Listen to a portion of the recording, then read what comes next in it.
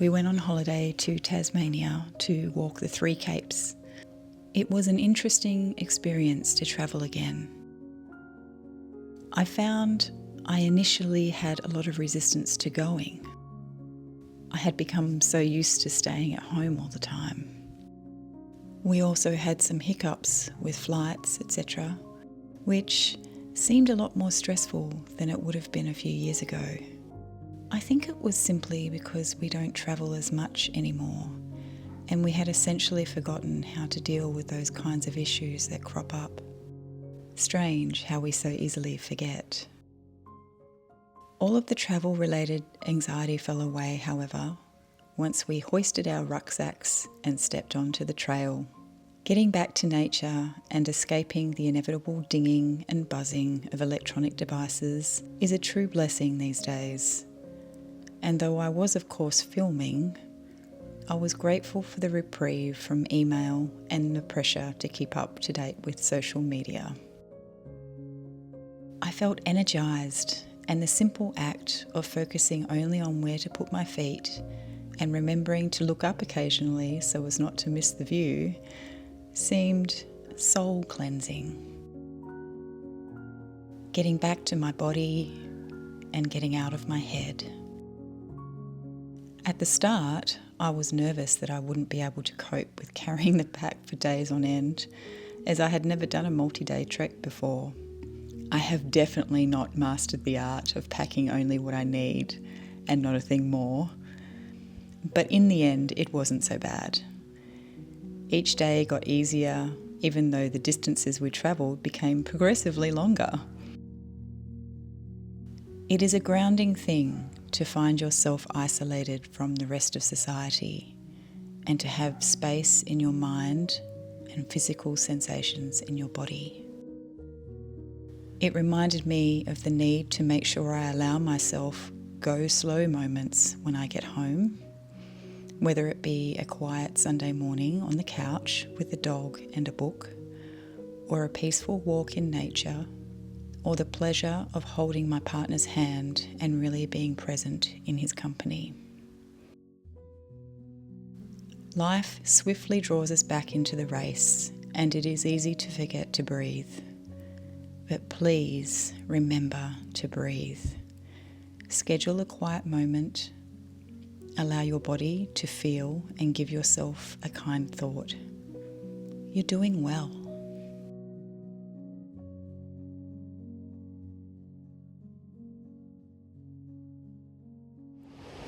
So we made it. Finally, that last leg just never seemed to end. And they invite you to have a swim at the end in this beautiful beach. But being from Queensland, it's a little bit icy for me. I'm still wearing my puffer jacket, so clearly I'm still feeling cold. But I am going to go dip my feet in because I think they need it. They're rather sore.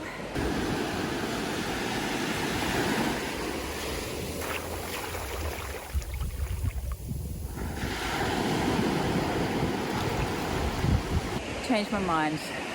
I got in. The girl from Queensland got in Fortescue Bay water in autumn. She did well. It seems like so long since I've had the headspace to think about a retrospective like this. I mean, I did skip March because we went away on holiday, and then the weeks just slipped by, and now we are in early June, and I haven't done a recap in a really long time. And it feels like so much has happened, and yet very little has happened.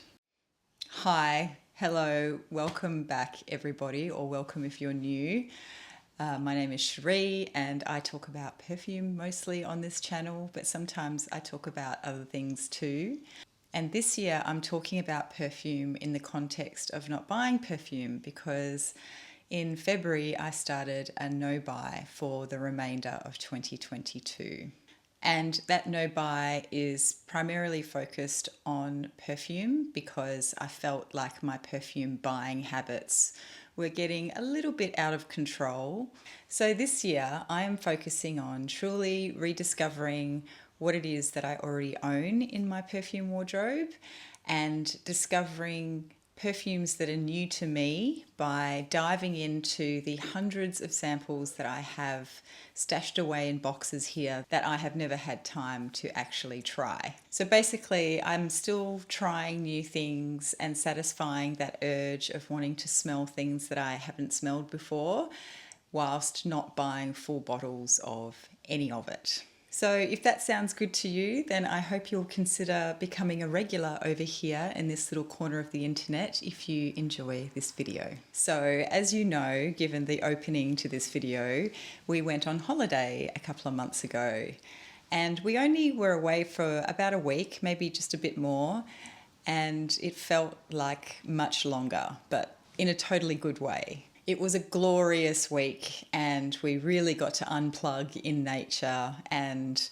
also do a little bit of exploring of the city of Hobart. And then when we got back, I discovered that a big deadline that had been looming was suddenly brought forward. So that meant that there was no easing back into work post-holiday. I really had to launch straight back in at full tilt. And so during that time, I really didn't have any chance to focus on anything else, no social media, and I didn't even think about FragCom news or what was being released or anything. And when I emerged from writing that paper, my first inclination was to put on my walking shoes and get outside with Matt and Poppy. So I guess the holiday had a really positive impact on me because I'm pretty sure that pre-holiday, my first inclination once the deadline had been met and the stress levels eased a little bit, that I would have probably have turned to scrolling on Instagram and possibly even browsing the online fragrance stores. So I think it's pretty safe to say that for the better part of about 2 months, I didn't feel any inclination or urge to buy perfume or anything for that matter. But that did start to change around mid-April and I did feel my fingers getting a little bit twitchy and tempted to click the add to cart buttons. And it's weird because I don't know why, given that a few months ago, I had come to that realization that browsing online stores and Instagram and social media was just such a waste of time. And I was really proud of myself for making that realization a few months ago. And I really thought that just having made that realization, it was going to stop the urge to want to do that activity, to browse online stores. I found myself getting quite frustrated with myself, because here I was knowing that I wasn't going to buy anything, knowing that this activity was just a waste of time, and yet I was still doing it. And consequently, I even found it really hard to make this video because I found myself reverting back to old behaviours that I thought I was moving past. So I found it difficult to make this video from the perspective of, what can I tell you that's new about what I've discovered about myself? But also, I was procrastinating so much about it because I was wasting so much time looking at things on the internet instead of actually filming this video or editing this video. It took me a good 2 months to even edit the footage that I took while we were in Tasmania. And that shocked me because that was an activity that I really wanted to undertake, but I found it really hard to do for some reason. So I've confessed to you that I was looking at things on the internet and I was tempted to add things to my cart. So what did I want to buy? Well, the first thing that I was very tempted by, and I think I have alluded to this in a previous video, was Sotto La Luna Tuberose by Andy Tower. And the thing that was tugging at me for this particular fragrance, particularly after I had been sampling it for so many years and had never really had an affiliation for it before, I suddenly fell in love with it. But then when I went to look for it, I noticed there was only one bottle left on a website here in Australia. And part of me really thought, oh, I should buy it because I may not be able to get it down the track. That store may not restock that particular perfume because it is a very odd perfume and it probably hasn't sold well, I would be guessing. I really started to become quite obsessed about it as well. So it lasted a good probably 2 or 3 weeks that I was sort of really constantly going back to the website and hovering over the add to cart button and sort of debating with myself whether or not I should buy the bottle. But here's the thing, right? And I did talk a little bit about this in the video where I talked about it previously, and I can't remember what video it was, but if I can remember, I'll try and link it here. I had this sample for several years and I'd been sampling it, maybe once a year for 3 years, and I had never really liked it before. And in fact, I would argue that when I first got it, I quite disliked it. And it was only over time that I learned to appreciate it for what it was. And that was a significant piece of information for me in this scenario, because I realized that my tastes change all the time. And I realised that as drastically as my mind can change about a perfume that I don't like, such that I suddenly fall in love with it and I'm totally obsessed with it for weeks on end. If I were to go out and buy that perfume and break my no-buy and break that promise to myself, chances are I would bring that perfume home and within maybe a few weeks or a few days, it may end up sitting on a shelf and not being touched again for a very long time, if ever. And perhaps my mind could just as easily change back and I revert to not liking it again. In fact, I reasoned with myself that owning it might actually make it less special to me, and that part of the obsession to have it and part of my lust for it was actually the fact that I couldn't have it. And I realised something pretty important about myself, and that is that I love to discover new things, and I love to discover something really special that I can put on a pedestal and admire. And that's a really nice feeling. It's like the first blush of a relationship, everything is really new and special. And some people kind of get addicted to that. I just had to change the camera angle because the sun was streaming through and blinding me. So yeah, once I purchase something and I can use it whenever I want, what inevitably follows is a need to replace it with something else that I can then elevate and covet and long for. So I realised it's a bit of a vicious cycle, and once I realised that, I felt a bit icky and I was kind of annoyed with myself and realised that I was maybe a little bit tired of it. Yes, it would be great to own that perfume that I now think is so special and be able to wear it whenever I feel like it. But how often or how long am I going to really feel like it? Especially when I have so many others to choose from on a daily basis. So when I sat down and I visualized the decision-making process every day of deciding whether I wanted to wear Sotto or whether I wanted to wear something else, I very quickly realized that most of the time, the Tower perfume probably wouldn't be the perfume that came out on top in that decision. And that's partly due to the fact that by the nature of the fragrance itself, I know it's not that palatable to people around me, regardless of how much I enjoy it. And therefore I know it would just end up sitting in my cupboard 90% of the time. And I don't want to look at it every day and feel guilty that I'm not wearing it. because it is a really special perfume. So that was my little story of Sotto La Luna Tuberose. I also wanted to purchase Balenciaga Paris, which is a bottle that I owned.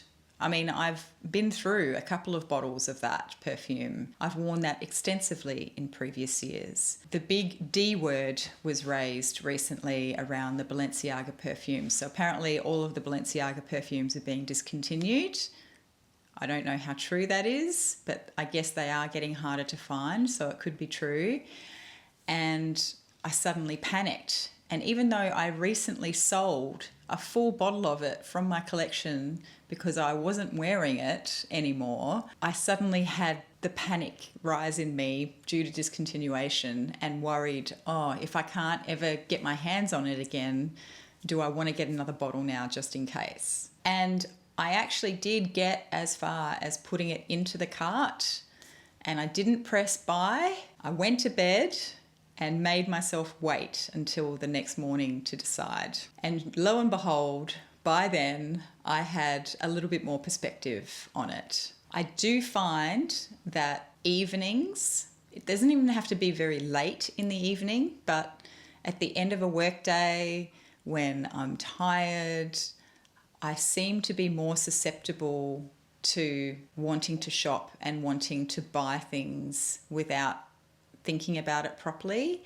And part of it is fatigue, I guess. So I just need to remind myself and make a rule that regardless of what I scroll through and what I look at on any given evening, I really should sleep on it and make a decision either the next day or even a few days later or even a few weeks later.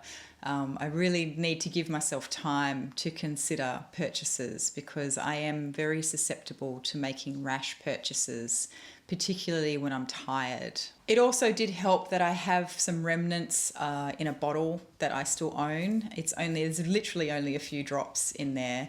And so I was able to spritz a little bit on my hand and refamiliarize myself with it before making that decision. And I'm really glad I did that because as much as I really enjoy this perfume, I realized that it is actually very similar to the Tom Ford Violet Blonde. There are similarities between the two.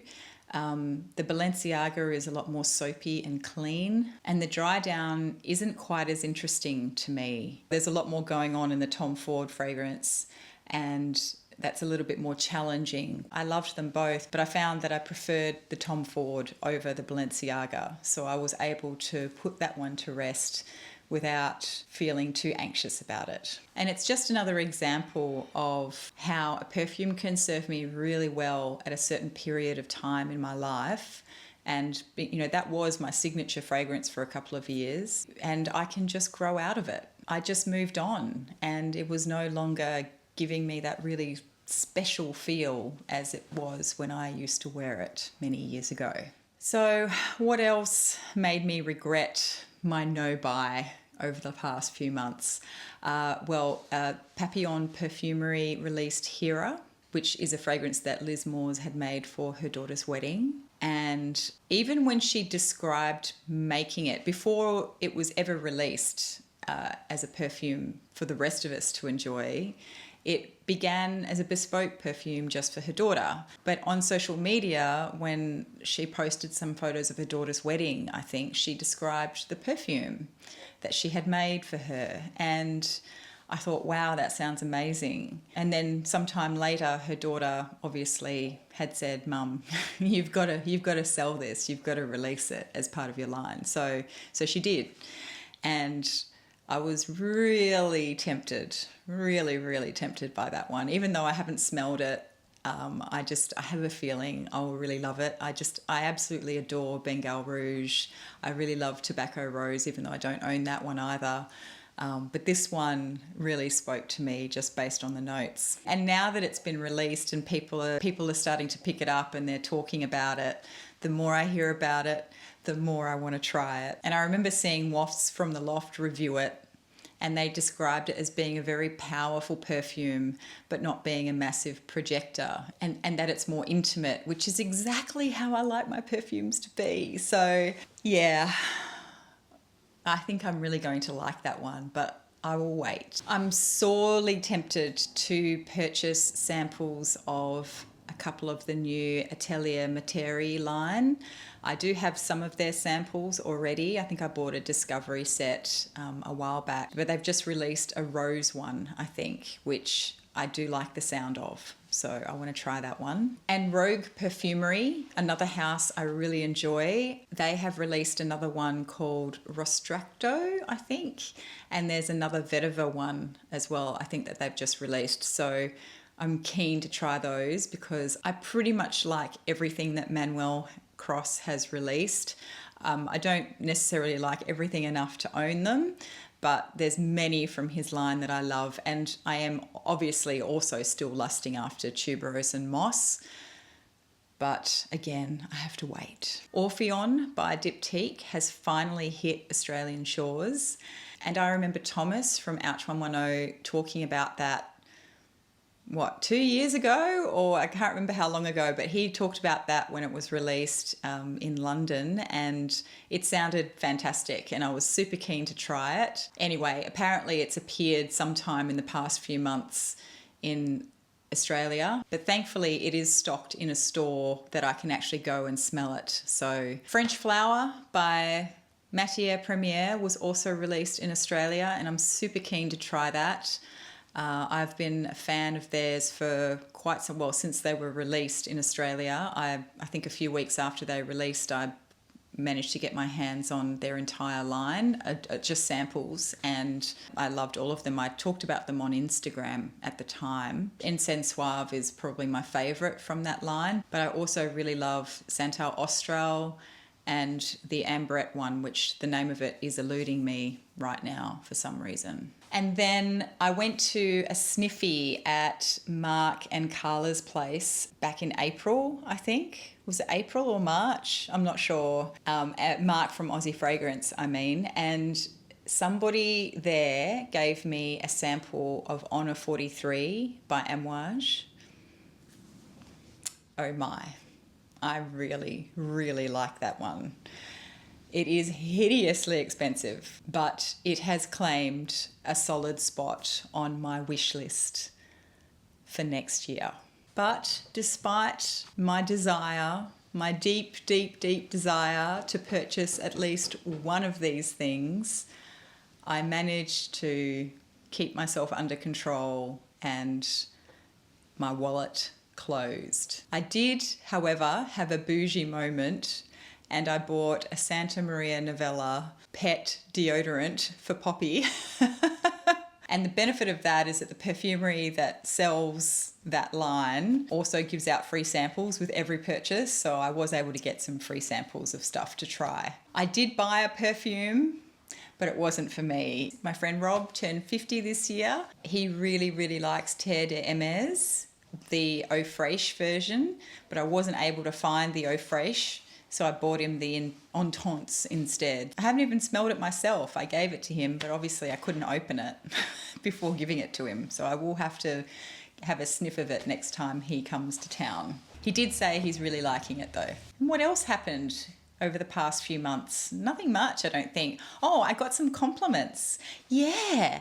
This was real. Okay, so this was fun. I received 2 compliments on perfume over the past couple of months, which is unheard of for me. I never get compliments on my perfume. The first one was when I was wearing Ralph Lauren Woman, when we went to, of all places, Office Works, which is a office stationery store here in Australia. Matt and I obviously both work from home most of the time. So we took each other on a date to Office Works. I think we need to get out more. I wore Ralph Lauren Woman because I had recently plucked it out of my bigger collection and put it in my little perfume cabinet upstairs. And I never wear that perfume.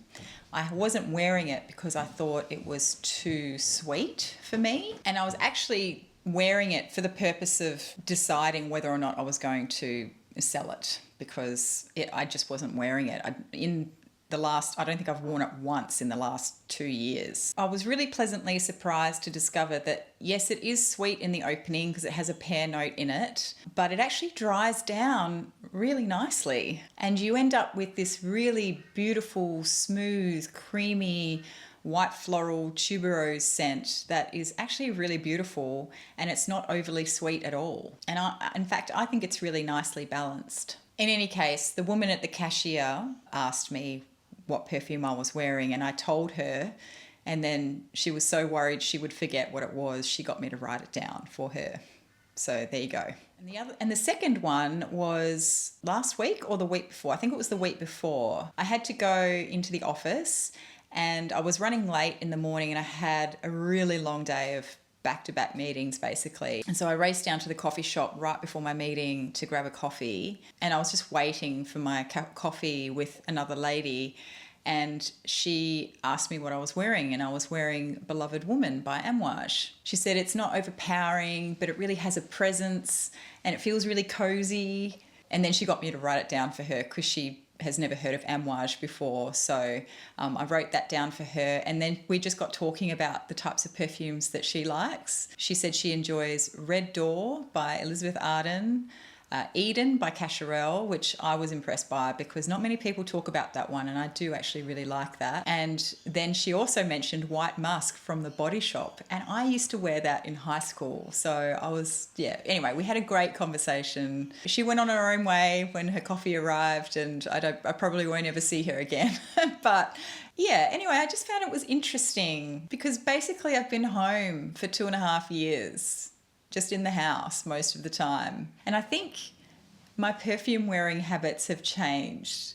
I think I wear more perfume now than I did before. And I say that because, I didn't think that I was wearing that much more perfume than before, but the fact that the moment I step back out into the world, I get 2 compliments in the space of a few weeks versus like 1 compliment for the entire decade preceding that, maybe is an indication that I'm wearing a little bit more perfume these days. Or other people are noticing perfume more themselves because maybe they discovered some perfume or something during the pandemic period.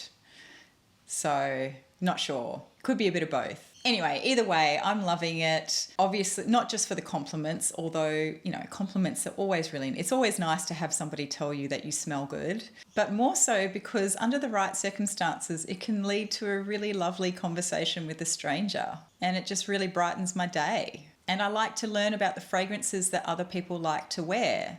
So for instance, that Cacharel, that Eden by Cacharel, I really like that, but I never think to sample it in store or actually put it on my skin. I've smelled it many, many times and I know that I like it, but I've never thought to wear it.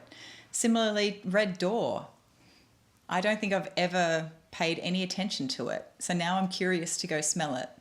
And I'm also curious to revisit the White Musk from The Body Shop because, again, I used to wear that in high school myself. And I have heard that it's sort of not the same as it was back then. I'm curious. I'm curious to go have another smell of that one. Anyway, that was a very long-winded video, so I'm going to leave it there. If you enjoyed this video, please do give it a thumbs up. It really does help me out. And also, if you enjoyed this video and you aren't yet subscribed, maybe think about subscribing. All the people over in this little corner of the interwebs are pretty cool, and they're also super knowledgeable about perfume, and I get a lot of my recommendations from you guys. So please do think about sticking around. Anyway, on that note, I'm going to go upstairs and spend some time with my partner and my dog, and I will see you in the next one. Bye.